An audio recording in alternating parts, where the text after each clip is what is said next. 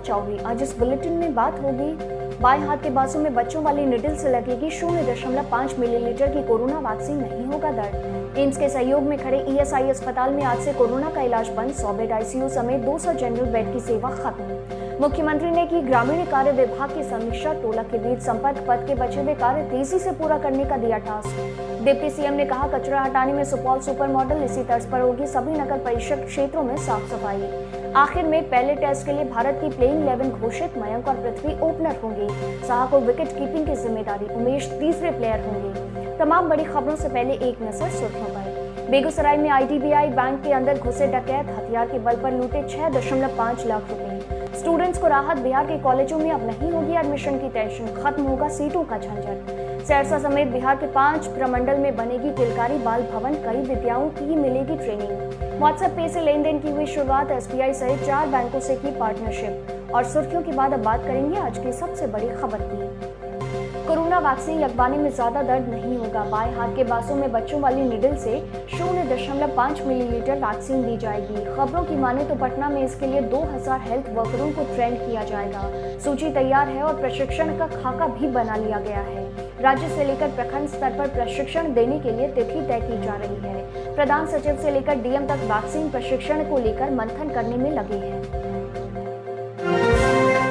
बेटा के ESI hospital में अब कोरोना का इलाज नहीं होगा। इसकी पहचान पीएम केयर हॉस्पिटल के नाम से थी और मरीजों को इससे बड़ी राहत थी। गुरुवार 17 दिसंबर को इसको बंद करने का आदेश जारी कर दिया गया है। यहाँ 100 बेड आईसीयू समेत 200 जनरल बेड की व्यवस्था थी। मुख्यमंत्री नीतीश कुमार ने अधिकारियों को टोला और बसावटों के बीच संपर्क पथ का सत्यापन कराए जाने का निर्देश देते हुए कहा कि यदि कहीं कार्य बचा हुआ है तो उसे तेजी से पूरा कराएं। मुख्यमंत्री ने बुधवार को ग्रामीण कार्य विभाग की समीक्षा बैठक में कहा कि सड़कों की लगातार रखरखाव कराएं। सड़कों का रखरखाव विभाग द्वारा किया जाए। विभाग के अभियंता इस कार्य को गंभीरता से लें।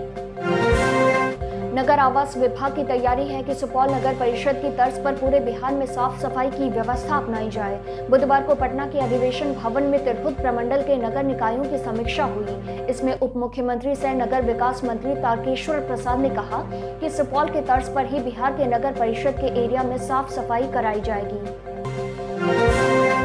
बेगूसराय के लक्ष्मीपुर स्थित आईडीबीआई बैंक में अपराधियों ने दिन दहाड़े 6.5 लाख की डकैती की वारदात को अंजाम दिया। बैंक कर्मी के अनुसार बुधवार दोपहर करीब 3 बजे 5 की संख्या में नकाबपोश अपराधी आए थे। इनमें से 4 बैंक के अंदर घुस गए और बाकी एक बाहर में रैकी कर रहा था। डकैतों ने हथियार दिखाकर बैंक कर्मियों को बंधक बना वारदात को अंजाम दिया। बिहार में कार्यरत 1 लाख से अधिक शिक्षकों का लेखा जोखा नीतीश सरकार के पास नहीं है। बिहार के शिक्षा विभाग ने खुद इस बात को माना है कि राज्य के 1,10,410 नियोजित शिक्षकों का फोल्डर गायब है। सबसे अहम बात यह है कि गायब हुए इन फोल्डर्स की खोजबीन 1-2 महीने से नहीं बल्कि पिछले 5 सालों से की जा रही है, लेकिन इसका सुराग अब तक नहीं मिला है। हाईकोर्ट ने इसको लेकर सरकार से जवाब मांगा है।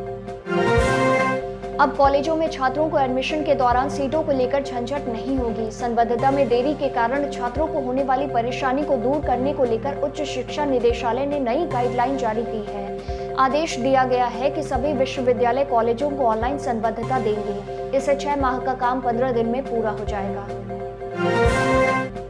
नेता प्रतिपक्ष तेजस्वी यादव ने नीतीश सरकार के 1 महीना पूरा होने पर सोशल मीडिया के माध्यम से सरकार को घेरने की कोशिश की है। फेसबुक पर तेजस्वी ने लिखा है, मुख्यमंत्री जी विपक्ष के तर्कपूर्ण और तथ्यपूर्ण वाजिब सवालों का कभी भी उत्तर नहीं देते। आप अपनी सरकार के सबसे बड़े सहयोगी, उनके मंत्री और जनप्रतिनिधियों की शंकाओं का ही लोकहित में जवाब दे दीजिए। जीतन राम मांझी 3 दिन पहले कोरोना पॉजिटिव पाए गए हैं। इसको लेकर उनके पुराने सहयोगी और नेता प्रतिपक्ष तेजस्वी यादव ने ट्वीट करते हुए जीतन राम मांझी के स्वस्थ होने की कामना की। वहीं जीतन राम मांझी ने इस ट्वीट का जवाब देते हुए लिखा, धन्यवाद पुत्र समान बिहार के युवा नेता तेजस्वी यादव। अब निजी स्कूल के तर्ज पर सरकारी विद्यालयों में पढ़ने वाले को उसकी रुचि के मुताबिक प्रशिक्षण मिलेगा। पहले चरण में 4 प्रमंडल पटना, दरभंगा, भागलपुर व गया के बाद अब बचे प्रमंडल में भी किलकारी बाल भवन बनाया जाएगा।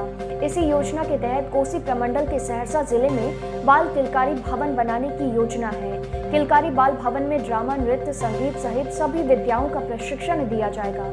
मिलते हैं छोटे से ब्रेक के बाद।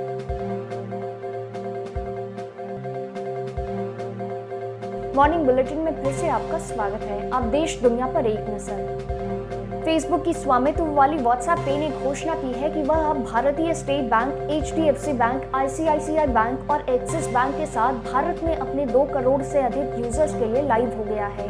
व्हाट्सएप पे के जरिए अब लोग तेजी और आसानी से पैसा भेज सकेंगे।